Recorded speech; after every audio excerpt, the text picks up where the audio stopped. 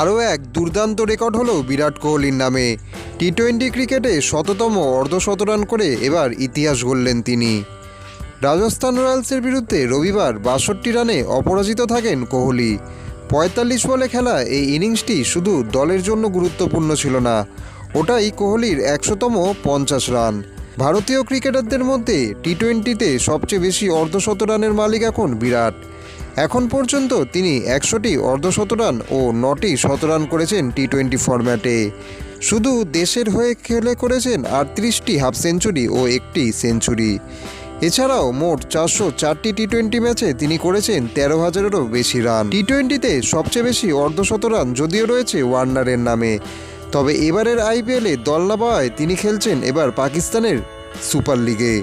তালিকায় দ্বিতীয়তে আছেন কোহলি আর তৃতীয় স্থানে বাবর আজম, তাও ৯০টি অর্ধশতরান নিয়ে।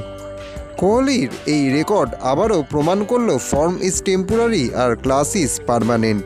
বন্ধুরা, আপনাদের কি মনে হয় বিরাট কোহলি কি ডেভিড ওয়ার্নারকে টপকে প্রথম স্থানে আসতে পারবেন? কমেন্টে অতি অবশ্যই জানান।